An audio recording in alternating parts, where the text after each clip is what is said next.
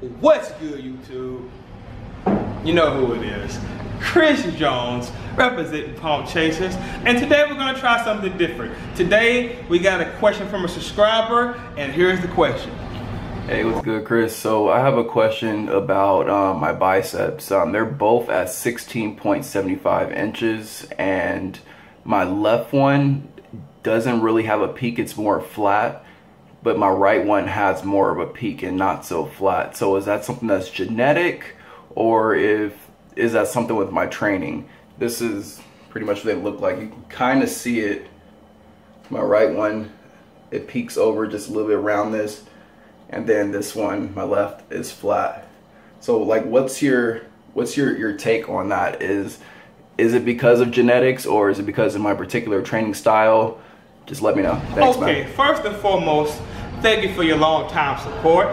And let me go ahead and get to your biceps. Now, first off, it's really hard to tell because you're not that lean. When you flex your biceps, no disrespect, but they were hella smooth. There was no separation between the biceps and the triceps. So your body fat is a little too high for me to really determine if you have an imbalance. But I will say this, when you flexed, I did notice one was a little more humped than the other. That can be because you got some fat hiding that space, because as you know, we cannot spot reduce fat. We can't really, what's that word?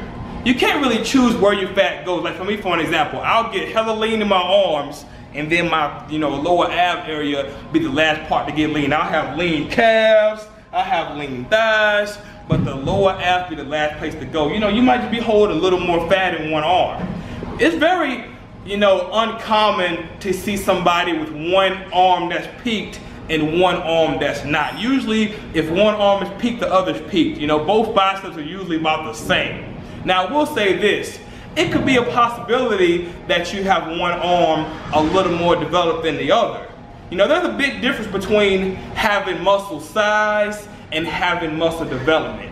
For an example, right? You ever see somebody with a big ass heavy chest, right? But when they flex, you may notice the inside, my chest is fully developed. Not bragging, but it is, okay? But you might flex and you may notice that the lower part is all meaty, but the upper part is all flat. You see collarbones is like poorly developed, or they might flex and the outside is nice and thick, but the inside is not developed.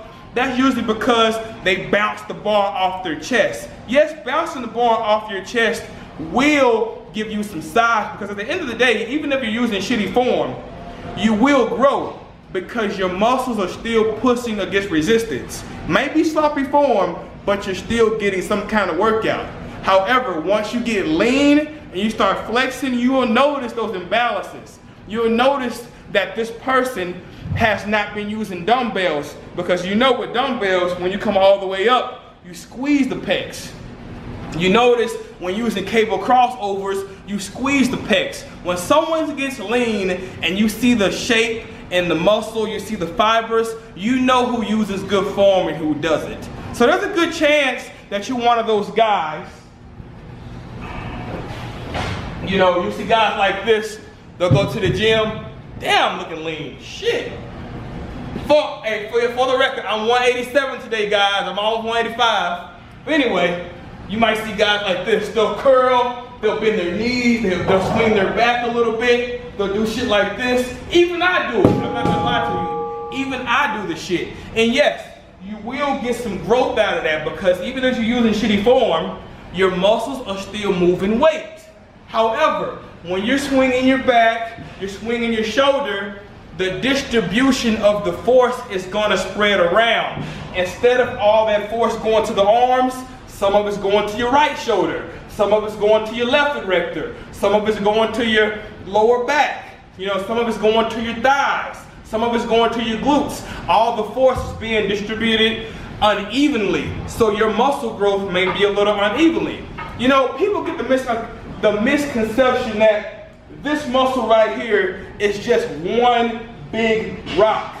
No, yes, it's a big rock, but there's several fibers in the muscle. There's fibers all in the muscle. And if you don't really contract as many fibers as possible, some fibers may be a little underdeveloped. And that's why you may see people that lack development. Yes, you can have a big ass 16, 17, 18-inch arm. But when you flex, do you have that outside head? Do you have the brachialis right on the outside? You know, there's a difference between having a big arm and having a fully developed arm where you got the outside head, where you got a motherfucking butt crack in your muscle. That's development. There's a difference between size and development. You get the size from hitting heavy weight, but you get development for really shortening, really contracting the muscle. So like I said, it's okay to use heavy weight, but make sure you're getting some quality reps. For an example, the high cable concentration curl. You may see people do like this, right? And look closely. This is where most people stop, right here. When they do like this, they'll stop right here. But look right here. Bam! You see that right there? Notice how I do like this. See right here? This is where most people stop right here. But look. Bam! See that little extra crease that came in? That's because you have to try to bring the wrist as close to the shoulder as you can. Now, I'm not telling you to do this, to curl your wrist down to shorten the gap. No, just naturally bring your wrist as close to the delt as you possibly can. Now the bicep is fully shortened. Now, look at the bicep right here. Like I just said, most people start by right here. They stop by right here, they stretch, they stop by right here. But look at this distance right here. Just look real closely. Here it comes. Bam! Just that little distance makes a huge difference. So, like I said, most people go like this. They go like this, right? But you come down. That's when that extra shit come in. So squeeze it. Squeeze it. Squeeze it.